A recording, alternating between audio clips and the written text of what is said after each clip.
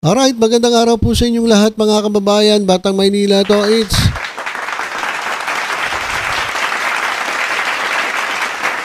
Isa po nga nakalulungkot na balita mga kababayan. Meron po kasing helicopter na nag-crash po dyan sa Gimba, Nueva Ecija. Ito po yung nangyari kahapon. At ito ay kinumpirma ni Police Lieutenant Colonel George Caluwad Jr., Station Commander ng Gimba Police Station. At ang casualty po doon ay ang isang 25 anyos na babaeng piloto. Ayan mga kababayan sa ating screen. Alright. Alam niyo ba mga kababayan na bago mag-crash itong helicopter, ay sakay po niyan si Senator Bato de la Rosa?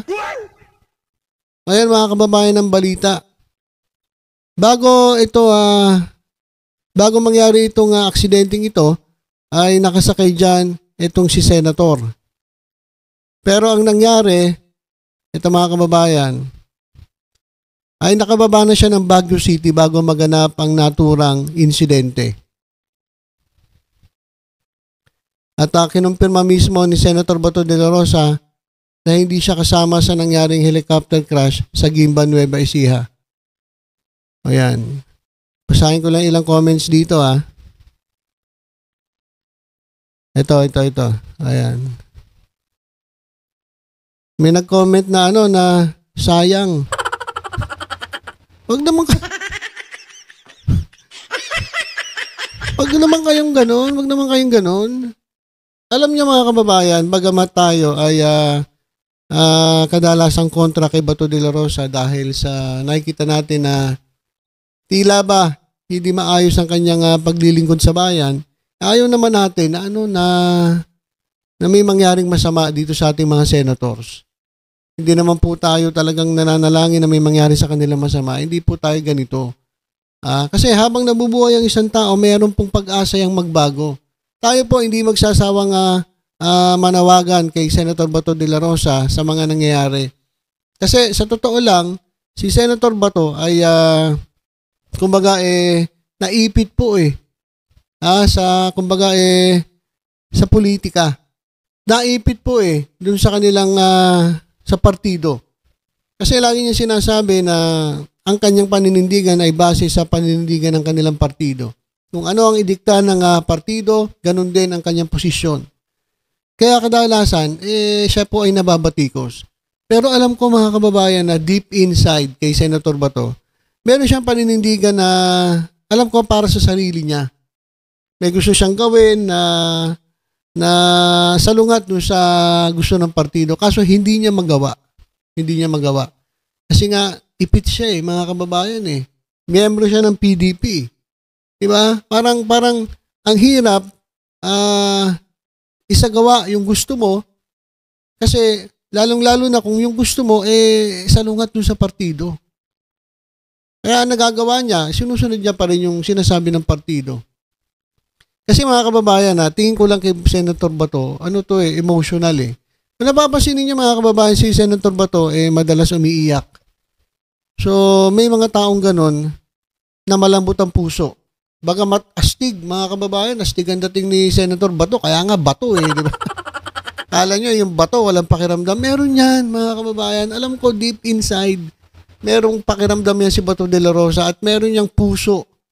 Kaya lang, hindi niya magawa kasi nga ipit siya dun sa kanyang grupong politikal. Kaya madalas binabatikos natin siya. Pero hindi naman sa punto na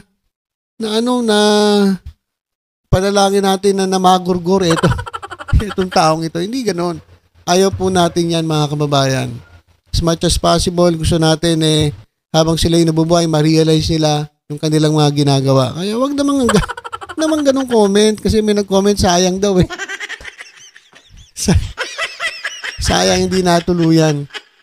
So yun, yun po mga kababayan, si Bato de la Rosa ay hindi po kasama sa helicopter crash sa Gimba, Nueva Ecija, pero sakay po siya ng helicopter bago nangyari yung insidente. Kaya panawagan ko kay Senator Bato de la Rosa, sir. Baka isa na po itong pangitain sa inyo na mag-isip-isip na mag-reflect. Senator Bato, baka ito po ay panawagan ng Panginoon sa inyo na mag-reflect.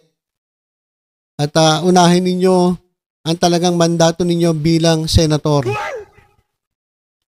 Siguro ito yung panawagan ng Panginoon na teka lang, Bato.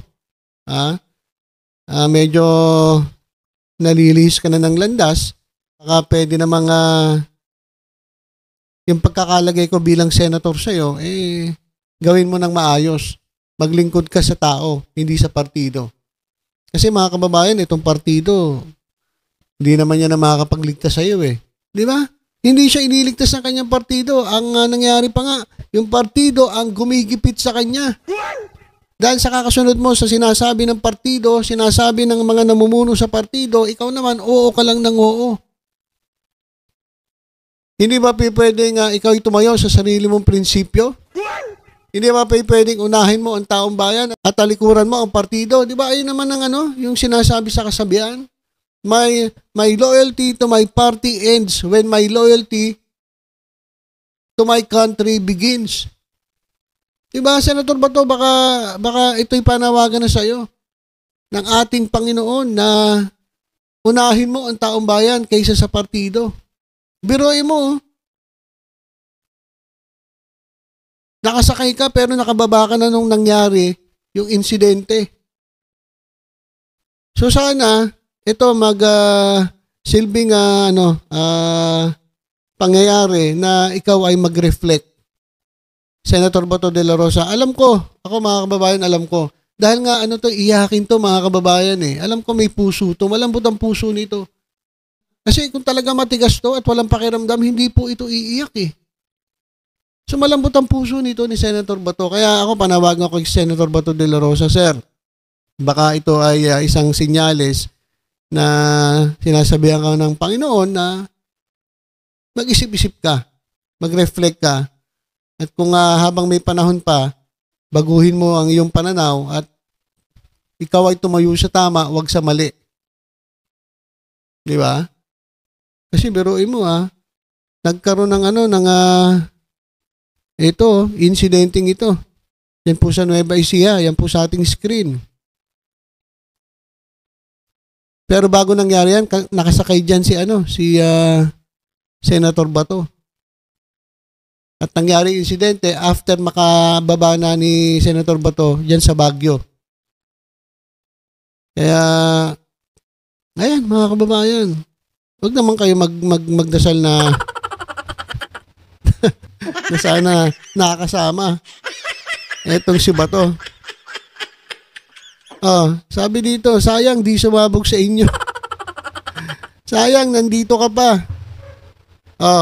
Hindi pa pwede kasi dami pang plano sa Diyos kay De La Rosa. Oo nga sayang. Kasi Pebrero na nandito ka pa. Ang tanda mo na lolo, meet mo na si Satanas.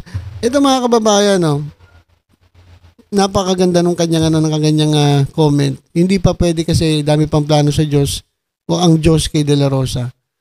So yun ang basa ko doon mga kababayan. Senator Bato, sana mag-reflect ka dito sa nangyari.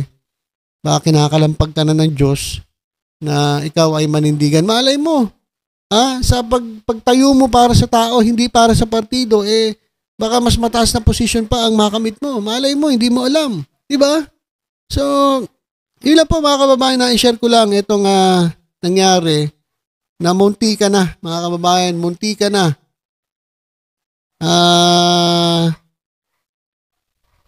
Makuha ni Lord si Bato de la Rosa. Pasalamat na lang siya at wala na siya dun sa helicopter. Nakababa na siya ng Baguio bago nangyari yung insidente dyan sa Nueva Ecija. So, Senator Bato, pag-isipan mo po yan. Sir, baka mayroong ibig sabihin ng Diyos sa inyo. Baka sinasabi na sa inyo, Bato, ikaw ay ginawa kong senator para sa tao. Kaya wag mong unahin ang iyong partido. Unahin mo ang taong bayan dahil yan ang iyong mandato. Alright, Senator Bato Kung nakikinig ka, Sir, pag-isipan mo po yan nangyari. Binibigyan ka pa ng pagkakataon para itama yung mali. Okay, so ilan po muna mga kababayan. Basta tutok-tutok lang po dito sa Batang Maynila Towid sa iba pang updates. Ingat po tayong lahat. God bless po.